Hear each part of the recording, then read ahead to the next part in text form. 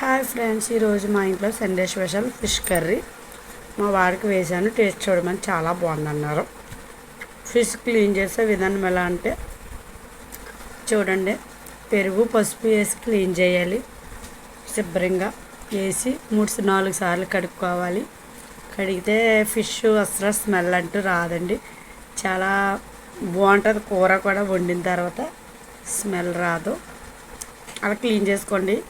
ఇది తెలిసిన వాళ్ళకి కాదు, తెలియని వారికే. బాండీ పెట్టుకోవాలి, కొన్ని మెంతులు వేసుకోవాలి, ఉల్లిపాయ పచ్చిమిరపకాయ టమాటా మిక్సీ కొట్టిన పేస్ట్ వేసుకొని బాగా వేపుకోవాలి. అది వేగే లోపల మనం మసాలా ప్రిపేర్ చేసుకుని పక్కన పెట్టుకోవాలి. తర్వాత బాగా వేగిందండి. తర్వాత ఉప్పు, 2 స్పూన్ల కారం, 1/2 టీ స్పూన్ పసుపు వేసి బాగా వేపాలి. ఉల్లిపాయ పేస్ట్ని అది బాగా వేగిన తర్వాత ఫిష్ ముక్కలు వేసుకోవాలి. అవన్నీ వేసుకుని బాగా వేపుకోవాలి, బాగా వేపాలి.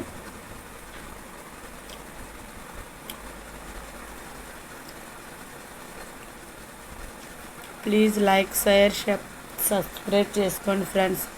మా ఛానల్ని ఫాలో అవ్వండి. ఫిష్ వేసుకోవాలండి. ఫిష్ వేసుకొని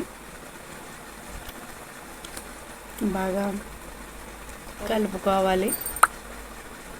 మసాలా అంతా ఫిష్కి పట్టేలాగా. అయితే గరిటె పెట్టి కలపకూడదు. నా చేతిలో కెమెరా ఫోన్ ఉండడం వల్ల నేను దాంతో కలపడం జరిగింది. మీరు గట్టి పట్టకండి. బాండిని అటు ఇటు కొంచెం కుదిపితే సరిపోద్ది. అంతసేపు అలాగా పెట్టేసి మూత పెట్టేయాలి. మూత పెట్టేసిన తర్వాత ఒక 2 మినిట్స్ అలా ఉంచాలి. ఉంచిన తర్వాత అది బాగా మగ్గిన తర్వాత చింతపండు పులుపు వేసేయాలండి.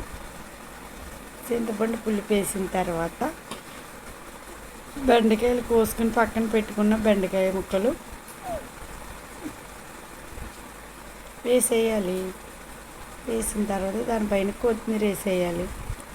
వేసి మూత పెట్టి బాగా ఉడకనివ్వాలి. ప్లీజ్ నా ఛానల్ని లైక్ చేయండి ఫ్రెండ్స్, సపోర్ట్ చేయండి friends please. Curry ready. Super taste ఉండే చేపల పులుసు రెడీ.